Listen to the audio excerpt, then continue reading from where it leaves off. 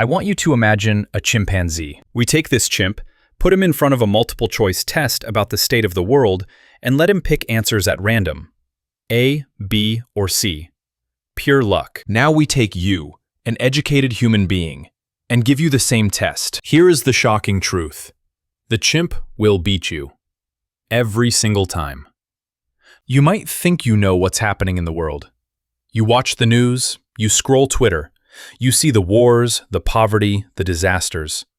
You feel like the world is falling apart, but you are wrong. In fact, statistically speaking, you know less about the state of the world than a monkey throwing bananas. This isn't just embarrassing, it's dangerous. Because if your map of the world is wrong, you are going to make bad decisions, stress yourself out for no reason, and miss the biggest opportunities of your life. Today, we are fixing your brain. This is Factfulness. Let's address the elephant in the room. You feel anxious. You feel like things are getting worse. The rich are getting richer.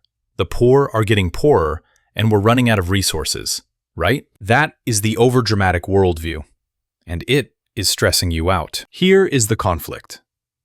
Your brain is millions of years old. It evolved to survive in the wild.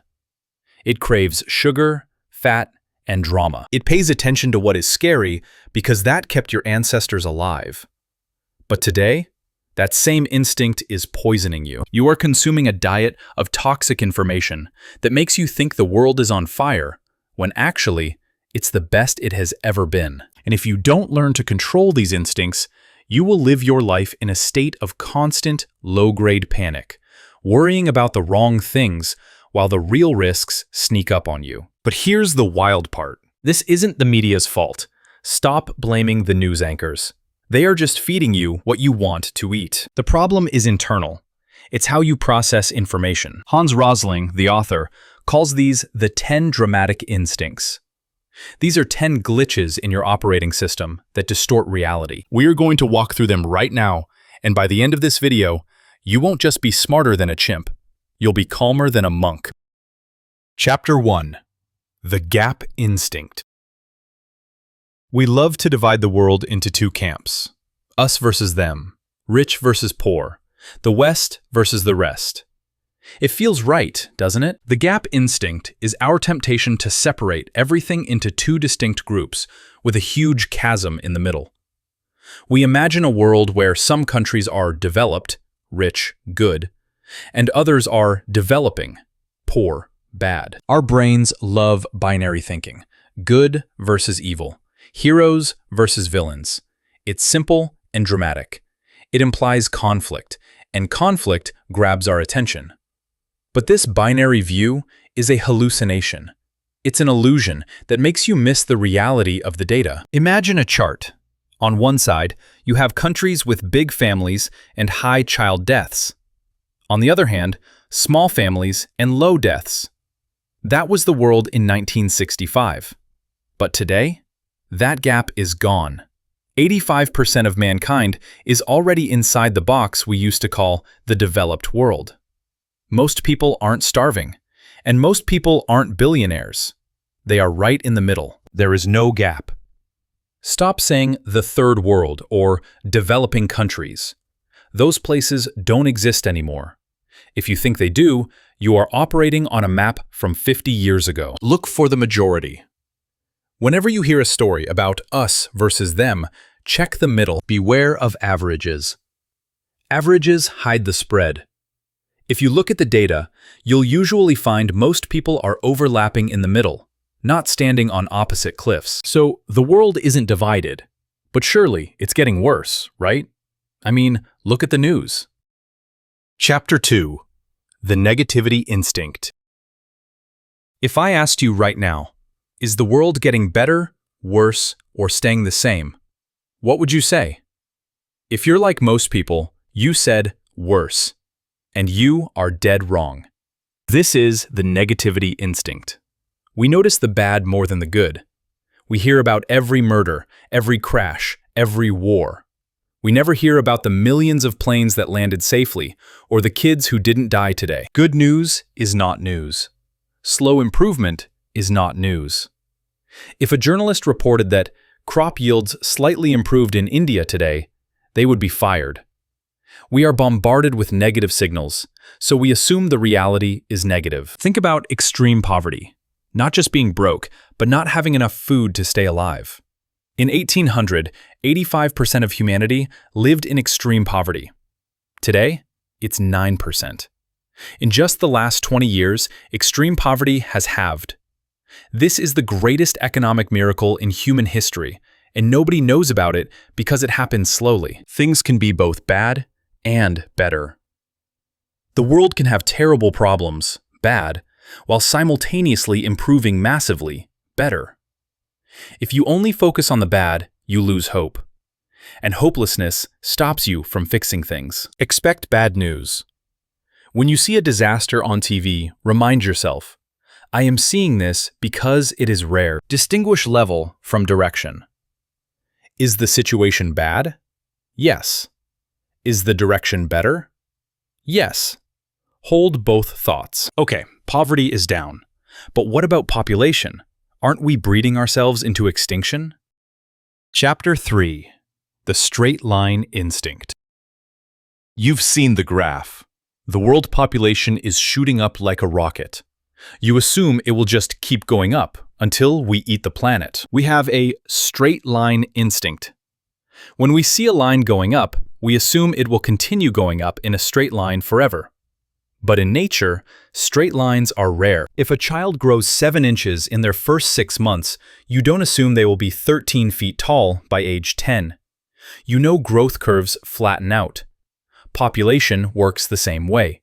It follows an S-curve, not a straight line. The UN predicts the population will stop growing at around 11 billion. Why? Because the number of children in the world has already stopped increasing. We have reached peak child. The population is growing now mostly because adults are living longer, not because we are having more babies. The curve is already flattening. Saving poor children does not increase overpopulation. It does the opposite. When children survive, parents stop having huge families just in case. Eradicating poverty is the fastest way to stop population growth. Don't assume straight lines. Trends rarely continue indefinitely. Look for the S-curve. Ask yourself, is this a wall, a slide, or a hump? Curves come in many shapes. So the population isn't exploding. But surely the world is a scary place. What about terrorists? Chapter 4. The Fear Instinct. Terrorism, sharks, plane crashes. These things terrify us. But they rarely kill us. The fear instinct makes us pay attention to what is frightening rather than what is dangerous. Fear blocks our ability to analyze data. When you are afraid, you don't see reality. You see your worst nightmare. We are wired to fear physical harm, captivity, and contamination.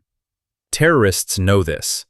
They use fear to occupy your mind, even though they kill a tiny fraction of the people that alcohol or diarrhea kill. In 2016, 40 million commercial flights landed safely. Only 10 ended in fatal accidents. But the news doesn't report plane lands safely, they report the crash. Your brain sees the crash and thinks flying is dangerous. Meanwhile, you drive to the airport texting on your phone, which is thousands of times more lethal. Frightening and dangerous are two different things. Something can be scary, a shark, but not dangerous, low risk. Something can be boring, sugar, but highly dangerous. Stop confusing the two. Risk equals danger times exposure. Calm down. Make as few decisions as possible until your panic subsides. Fear makes you stupid. Fear makes us misjudge the size of problems. But there is another instinct that makes us misjudge the importance of numbers. If you're still here, this is where it all clicks. We've covered how your brain splits the world, craves bad news, fears the wrong things, and assumes trends never end. But this next part? This is where you learn to actually read the world. Most people see a big number and freak out. They see a sad picture and open their wallet. They stop thinking and start reacting. We are going to stop that right now. 4.2 million babies died last year. That number is horrifying. It sounds like the world is failing. But is it? The size instinct makes us look at a lonely number and assume it is huge and important. But a number on its own means nothing. You must always compare. Our brains struggle with large numbers. We see 4.2 million and we panic. But if you compare that to 1950, when 14.4 million babies died, even though there were fewer people, you realize 4.2 million is actually a massive success story. During the Vietnam War, protesters were horrified by the massacre of civilians. But in the same era, doctors were fighting a different war against diarrhea. That unsexy war saved millions more lives than the peace movement did. But because diarrhea isn't dramatic, and the number of lives saved was abstract, nobody marched for it. Never, ever leave a number all by itself. A lonely number is a lie. 159 people killed by terrorists sounds like a lot, until you realize 69,000 people died from alcohol in the same period. The 80-20 rule. Look for the few largest items on a list and deal with those first. Divide. Rates are more meaningful than amounts. Always ask for the rate per person. We misjudge numbers, and we also misjudge people. We lump them into boxes that don't exist. Chapter 6. The Generalization Instinct. They eat weird food. They have huge families. They are all poor. Who is they? The generalization instinct makes us group people and assume they are all the same. It blinds us to diversity within groups and similarities across groups. Stereotypes act as shorthand for the brain. It saves energy, but it makes us stupid. We see a picture of a starving child in Africa and assume Africa is starving. Africa is a continent of 54 countries and 1 billion people living at every level of income. Hans Rosling almost died in the Congo because he assumed the villagers were ignorant. They weren't. They saved his life because they understood research better than he expected. Meanwhile, in a rich country like the US, you have people living in conditions that mirror developing nations. Generalizations kill your ability to understand reality. Beware of the majority. The majority just means more than half. It could be 51% or 99%. Those are two very different stories. Don't let the word majority trick you into thinking everyone. Question your categories. Look for differences within groups and similarities across groups. Dollar Street. Visualize people by income level, not by country. A level 3 family in Nigeria lives very similarly to a level 3 family in China. But some cultures never change, right? Wrong. That's the destiny instinct. Chapter 7. The Destiny Instinct. Africa will never be modern. The Middle East will never be democratic. These are statements of destiny, and they are garbage. The destiny instinct is the belief that innate characteristics determine the future of people or countries. We think things are the way they are because of culture or religion, and they will never change. We confuse slow change with no change. Just because something changes slowly, like a culture or a forest growing, doesn't mean it is stagnant. Think about Sweden. We think of it as a liberal, sexually open society. But in 1960, Sweden was conservative. Abortion was illegal. Values shifted radically in just one generation. Or look at Iran. Western media says they are stuck in the past. Yet, Iran has experienced the fastest drop in birth rates in world history. Societies move. Cultures evolve. If you think a country is destined to be poor or oppressed, you aren't looking at the data. You are looking at your own prejudice. Track gradual improvement. A 1% annual change is a revolution over 70 years. Update your knowledge. Social science has a shelf life. What you learned in school about the world is likely outdated. We are almost there. But we have a habit of trying to fix complex problems with one single hammer. Chapter 8 and 9. Single Perspective and Blame. We love a simple villain. We love a simple hero. But the world isn't a Marvel movie. The single perspective instinct. We get addicted to a single idea, like the free market or equality, and apply it to everything. We treat every problem like a nail because we have a hammer. The blame instinct.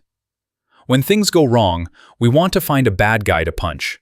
When things go right, we want a hero to praise. Blaming an individual gives us a sense of control. It explains the unexplainable. But it prevents us from seeing the system. If you blame a greedy CEO for a problem, you miss the incentives that would make any CEO do the same thing. When a refugee drowns, we blame the smuggler. We call them evil.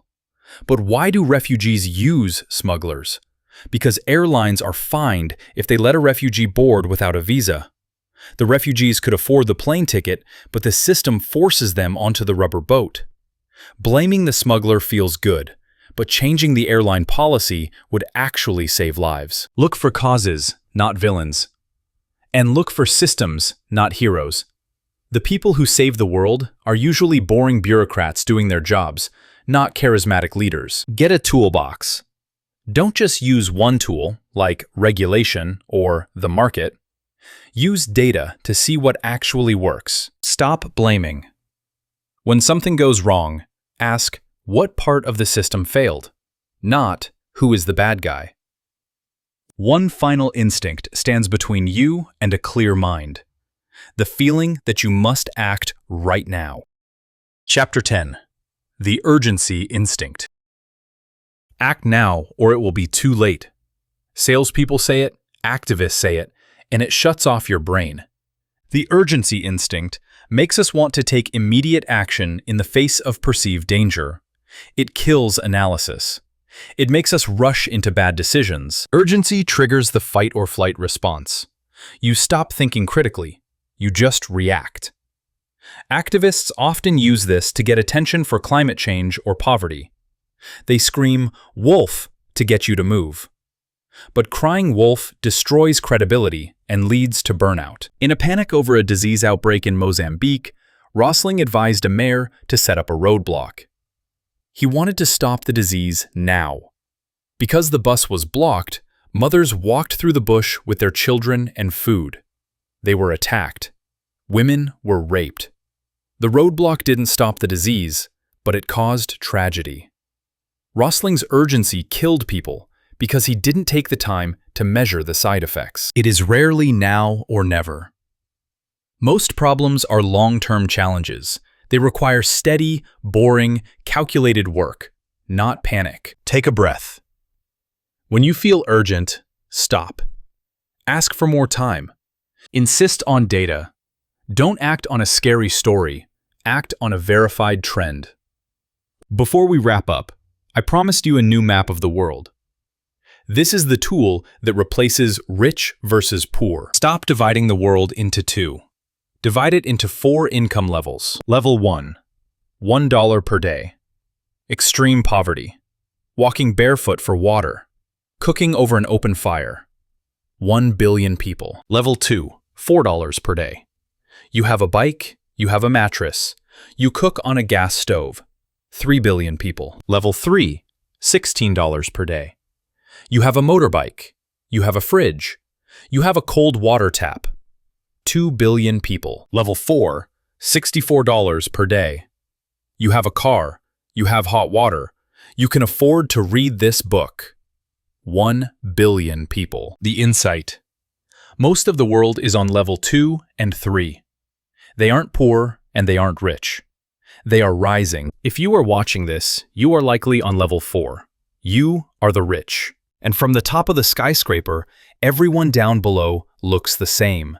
They all look poor. But the difference between level 1, starving, and level 2, buying a bike, is life and death. If you don't understand this, you don't understand the world. You are blind to the progress of billions of people because you are too busy looking down. So, where does this leave us? The world is not ending. It is improving. It is imperfect, It is struggling, but it is getting better. Hans Rosling calls himself a possibilist, someone who sees the progress and knows we can do more. Here is your action plan for factfulness. Filter the news. Remember, you are only seeing the anomalies, not the normal. Look for the majority. Ignore the extremes. Look for where the crowd actually lives. Compare and divide. Never accept a lonely number. Ask what it is compared to. Update your worldview. Stop using maps from 1965. The world has changed. Have you? When you embrace factfulness, you don't just become smarter, you become happier. You stop worrying about fake problems and start solving real ones. The world is better than you think.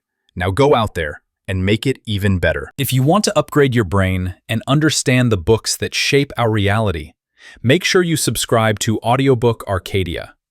We break down the most powerful ideas in the world, so you can live a better life, one chapter at a time. See you in the next one.